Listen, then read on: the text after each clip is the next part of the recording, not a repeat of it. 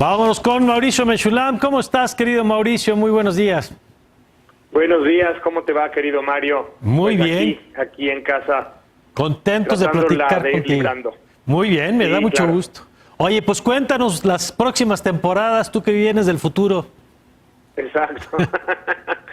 No, mira, lo que está sucediendo es que en México estamos, tú lo sabes bien, unas semanas, unos meses atrás de lo que está sucediendo en otros países. Entonces, pues sirve echarle un vistazo al panorama global de qué es lo que está sucediendo en otros sitios en donde pues están intentando retornar a una especie de normalidad anormal, si lo quieres llamar así, ¿no? Sí.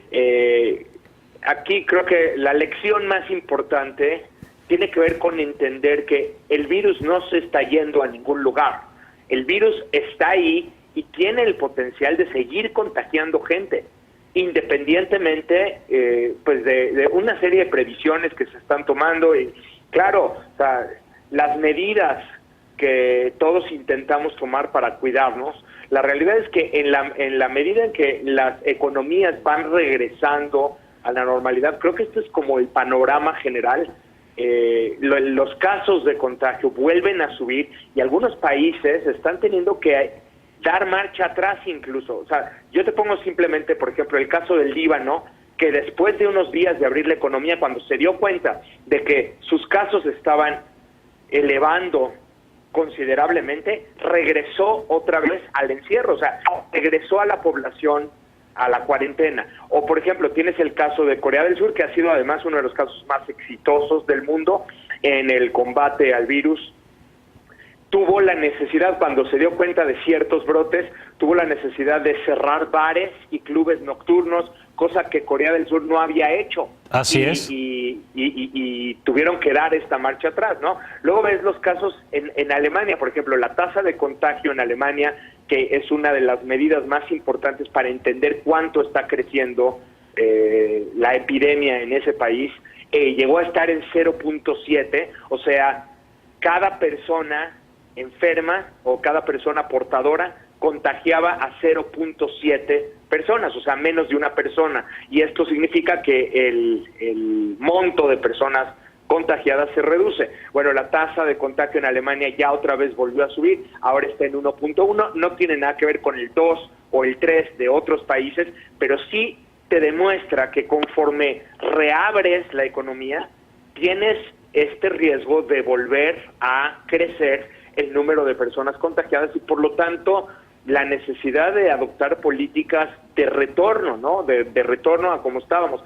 Entonces aquí más que una pendiente hacia arriba, vamos a tener que ver una especie de serpientes, ¿me explico? O sea, como espirales en donde los contagios suben, luego bajan, luego vuelven a subir. Y donde no necesariamente es lineal, Mauricio.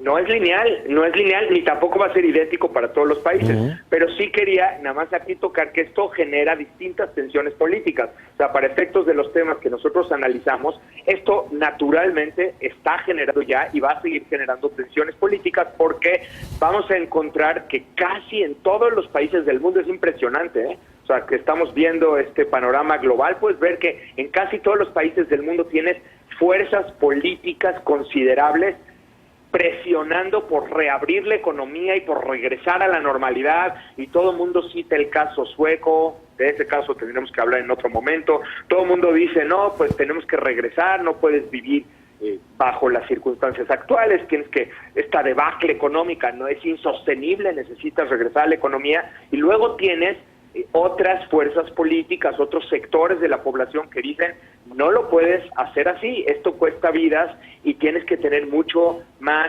cuidado en cuándo lo haces y en cuánto lo haces. Solo mencionar, por ejemplo, el caso de Estados Unidos es muy notable porque tienes al doctor Fauci, que sería una especie de López-Gatell de Estados Unidos. El doctor Fauci presenta ante el Senado su caso y básicamente él está empujando por tener mucho más cuidado que el que está teniendo, el que se está teniendo en muchos estados o el que parece estar siendo promovido por el propio Trump. O sea, Fauci dice que se tienen que ahorrar vidas y que se tienen que salvar vidas y que no es posible regresar a la economía, a la actividad económica como lo están pretendiendo hacer muchos de los estados en Estados Unidos. Entonces aquí puedes ver la tensión interna incluso dentro de la administración Trump, ¿no? Fauci y colegas empujando para un lado, Trump para otro, pero esto mismo, repito, lo puedes encontrar en muchos otros países, justamente porque estamos ante un dilema muy delicado. O sea, ¿qué proteges primero? ¿Proteges la vida de las personas o proteges la economía, que también puede costar vidas?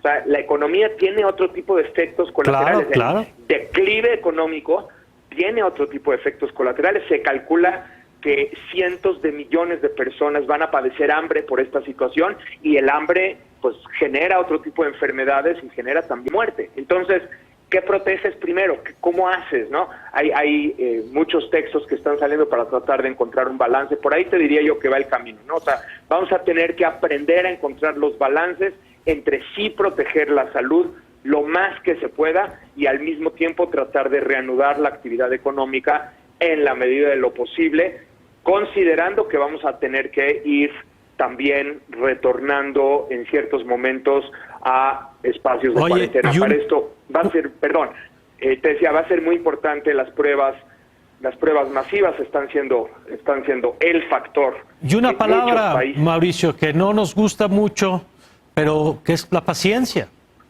O sea, lo que nos estás diciendo es que esto va a ser mucho más largo de lo que todos quisiéramos. Esto va a ser mucho más largo de lo que quisiéramos hasta que no tengamos una vacuna que sea no solamente eficaz, sino que también pueda ser distribuida globalmente, hasta que no tengamos esa vacuna y, claro, el medicamento que pueda por lo menos decirnos que el impacto a la salud va a ser inferior. Pero hasta que no tengamos medicamento o vacuna, esto es un proceso largo con el que vamos a tener que aprender a vivir, y las lecciones en el planeta nos están mostrando cómo están haciendo los países que más éxito tienen. Sí, quiero ser muy insistente en esto, lo que se está concluyendo a nivel global es que las pruebas masivas son indispensables. Fíjate que en China, después de los brotes que están volviendo a ver, China ya metió a más de 8,000 personas en cuarentena, de vuelta, siendo que ya les había permitido salir. En China, fíjate que van a hacer una prueba masiva verdaderamente. 11 millones, a la ciudad de Wuhan. Todas las 11 millones de personas van a ser probadas, van a recibir esta prueba en la ciudad de Wuhan. Es lo que dijo China, dijo, no nos vamos con cuentos, vamos a hacerle la prueba a todos los habitantes de esta ciudad. ¿Cómo ves? Pues sí, pues así es lo que tenemos que ir viendo en las siguientes temporadas, porque lo que pasa ya, llegaremos también nosotros con las lecciones que tendremos que ir aprendiendo. Gracias, Mauricio, un abrazo. Un abrazo fuerte, querido Mario, muchísimas gracias. Y te seguimos en MauriMM. @MauriMM en Twitter, y aquí cada domingo platicando temas internacionales. Gracias, Mario. Gracias a ti, Mauricio, y gracias.